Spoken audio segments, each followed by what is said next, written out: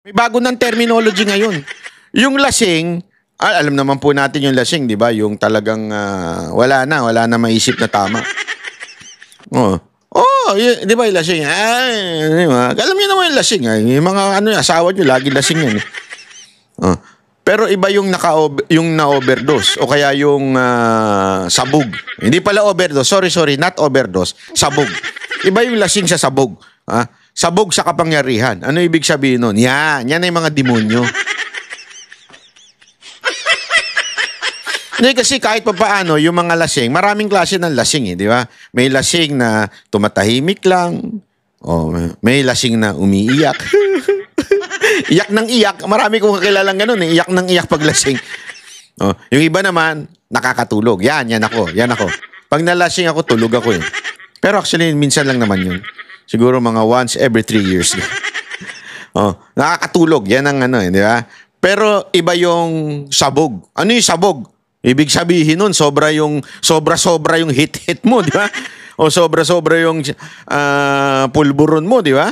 Sabog nga Ano ang pinagkaiba ng lasing sa sabog? Ang lasing, minsan, alam mo yun, hindi na makagawa ng tama. Hindi na makapagmaneho, lasing. Pero ang sabog, hindi lang sa hindi makapagawa ng tama, pero puro kasamaan ang ginagawa. Diba? Yun ang pinagkaiba nun. Ibig sabihin, pag ikaw sabog, di ko pa naranasan. Pero marami tayong kakilala niyan sa kanto. Di ba? Ano ginagawa mo? Pumapatay ka, gumagahasa ka, nagnanakaw ka. Lahat, gagambalain mo nang naninira ka ng gamit kasi nga, sabog. Tama, mali? Ngayon, hindi na sapat yung salitang lasing sa kapangyarihan sa mga nakaupo sa gobyerno. Bakit? Hindi lang sa hindi nila ginagawa yung tama, sabog pa sila. Bakit? Gumagawa pa sila ng kasamaan sa kapwa. Gago! Kasi kung lasing ka lang, bahala kayo sa buhay nyo. Hindi ako gagawa ng trabaho ko sa gobyerno. Magpapakayaman lang ako. Bahala kayo. Ganon. Ang lasing sa gobyerno, ang lasing sa kapangyarihan. Pero ang sabog sa kapangyarihan, dali, kikidnapin ko siya, Ganito. Kakasuhan natin si ganito. Imbentuhan natin ng mga kaso mga ito. Diba? Yan ang sabog sa kapangyarihan. Ay, sus, sabi ko sa inyo. Magkaiba yun. Kaya hindi na nasasapat yung salitang lasing sa kapangyarihan ng mga nasa gobyerno. Mga sabog na sa kapangyarihan. Patunay din ito ng ating karanasan na nagpapakita na ang pagmamalasakit at paglilingkod sa bayan ay banta sa interes ng iilan lamang. To them, we are a hindrance, an obstruction to the path of their personal ambition, an enemy they must eliminate to clear their way. Napanood nyo ba yung speech ni Senator Amy doon sa Senado? Yun po ang kabuuhan ng explanation ng sinasabi ko. Hindi ko po napanood, pero panoorin nyo. Marami ang nagsabi sa akin na naipaliwanag niya ng maayos kung ano ba yung nangyayari sa impeachment na ginagawa. Ma'am, sino pa nagpaliwanag sa inyo? Yung mga eminatics. Biro lang po. Biro lang, Madam BP. Biro ko lang, ha?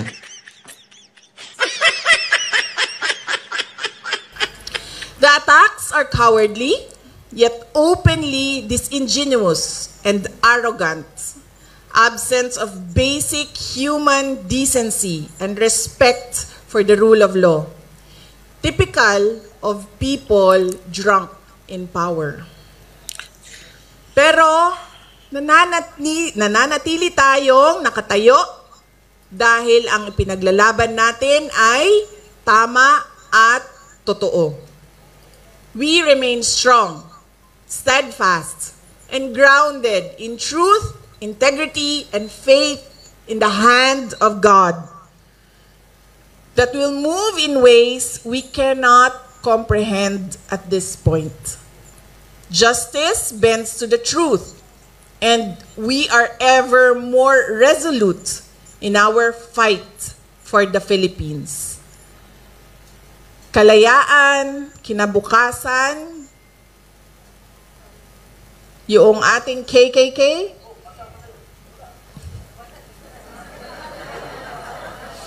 kasaysayan, kalayaan, kinabukasan. At naniniwala akong maipapanalo natin ang laban na ito dahil laban natin itong lahat.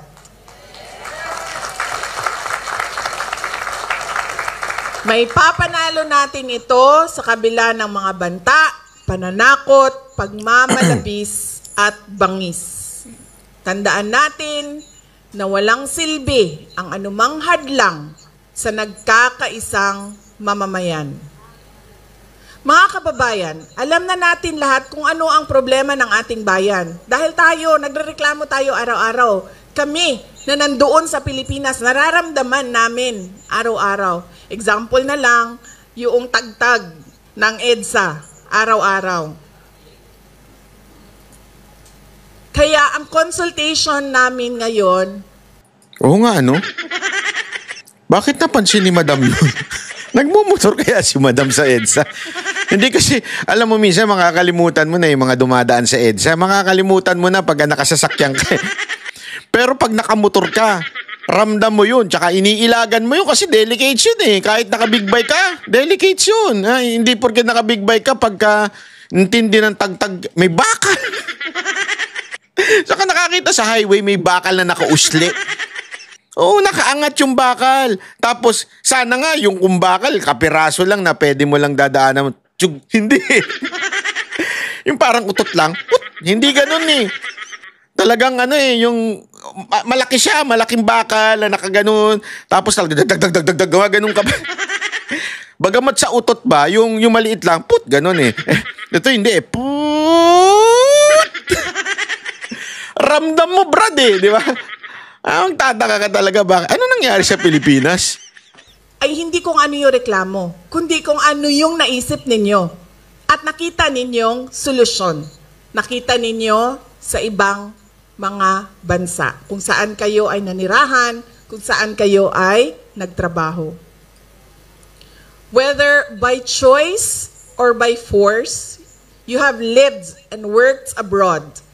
You have witnessed effective systems and thriving communities.